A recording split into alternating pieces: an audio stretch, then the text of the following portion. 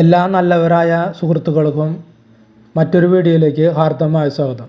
വിവാഹം നടക്കാതെ വന്നാൽ അല്ലെങ്കിൽ വിവാഹപ്രായം കഴിഞ്ഞാൽ അത് എന്നിട്ടും വിവാഹം നടക്കാതെ വരുമ്പോൾ അത് പുരുഷന്മാരിലും സ്ത്രീകൾക്കും നല്ല രീതിയിലുള്ള മാനസിക പ്രയാസങ്ങൾ ഉണ്ടാക്കാറുണ്ട്. അത് കൂടുതൽ പ്രയാസവും ഉണ്ടാകുന്നത് യുവതികൾക്കും യുവതികളുടെ മാതാപിതാക്കൾക്കുമായിരിക്കും.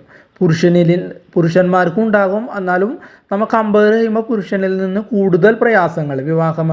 അപ്പോൾ ഒന്നിലെ നാട്ടുകാരുടെ ചോദ്യം, മോൾക്ക് വിവാഹമൊന്നും ആയില്ലേ, എന്താണിത്, അങ്ങനെയുള്ള ചോദ്യങ്ങളും കുത്തുവാക്കുകളും, അല്ലെ പ്രായം കൂടി വരികയാണ്ട മോൾക്ക്, ഇനി നല്ല രീതിയിൽ കെട്ടിച്ചു കൊടുത്തില്ലെങ്കിൽ അത് വല്ല ബുദ്ധിമുട്ടാവും, അങ്ങനെ വല്ല പ്രശ്നങ്ങളും സമൂഹത്തിൽ നിന്ന് കുത്തുവാക്കുകളും നേരിടും.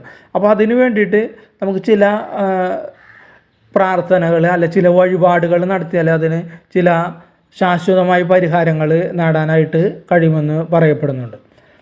അതിന് മെയിനായിട്ട് നമ്മൾ ചെയ്യേണ്ടത് ഭഗവാന്റെയും പാർവതി ദേവിയുടെ അനുഗ്രഹത്താൽ വിവാഹ തടസ്സം മാറി വിവാഹം നടക്കുന്ന ഒട്ടേറെ ശിവക്ഷേത്രങ്ങൾ കേരളത്തിലുണ്ട്.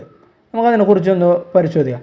ഭഗവാന്റെയും പാർവതി ദേവിയുടെ അനുഗ്രഹത്താൽ വിവാഹ തടസ്സം മാറി വിവാഹം നടക്കുന്ന ഒട്ടേറെ ശിവക്ഷേത്രങ്ങൾ കേരളത്തിലുണ്ട്.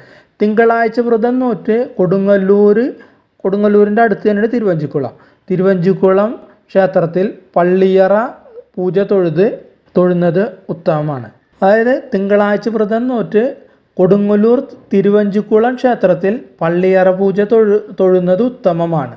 രാത്രി അത്താഴപ്പൂജ കഴിഞ്ഞ ശേഷമാണ് ഭഗവാനെയും പാർവതി ദേവിയെയും മണിയറയിലേക്ക് എഴുന്നള്ളിക്കുന്നതും പൂജ നടത്തുന്നതും ചെയ്യുന്നത്. വിവാഹ തടസ്സമുള്ളവരും ദാമ്പത്യ കലഹം അനുഭവിക്കുന്നവർ ഇവിടെ വന്ന് പൂജ തൊഴുന്നത് വളരെ ഉത്തമമായി അനുഭവവേദ്യമാണ്. അടുത്തതായി മറ്റൊരു ക്ഷേത്രത്തെക്കുറിച്ചാണ് പറയുന്നത്. പാർവതി ദേവിക്ക് തൃപ്പൂത്ത് ആറാട്ട് നടക്കുന്ന ക്ഷേത്രമാണ് ചെങ്ങന്നൂർ മഹാദേവ ക്ഷേത്രം. ഇവിടുത്തെ ഉമാമഹേശ്വര പൂജ പ്രസിദ്ധമാണ്. ക്ഷേത്രത്തിൽ ഉമാമഹേശ്വര പൂജ നടത്തുകയും സ്വയംവര പുഷ്പാഞ്ജലി നടത്തുകയും ചെയ്താൽ വിവാഹ തടസ്സം മാറിക്കിട്ടുന്നതാണ്. ഇനി മറ്റുള്ള ഒരു ക്ഷേത്രമാണ് അങ്ങാടിപ്പുറം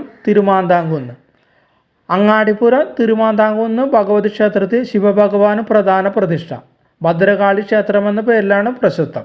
ഇവിടുത്തെ ഗണപതി ഭഗവാന് മുന്നിലാണ് പൂജ നടക്കുന്നത്. മംഗല്യപൂജ നടത്തുന്നത് വളരെ നല്ലതാണ്. ഇവിടെ മംഗല്യപൂജ നടത്തുന്നത് വർഷത്തിൽ ഒന്നെന്ന നിലയിൽ 3 തവണ പൂജ നടത്തുന്നത്. രണ്ടാമത്തെ പൂജയ്ക്ക് മുമ്പ് തന്നെ ഒട്ടുമിക്ക ആളുകളുടെയും വിവാഹം നടന്നതായി അനുഭവസ്ഥർ പറയുന്നുണ്ട്. ഒട്ടേറെ പേർ ഇതിനകം തന്നെ തിരുമാന്താംകുന്നിലെത്തി മംഗല്യപൂജ നടത്തി വിവാഹിതരായിട്ടുണ്ട്.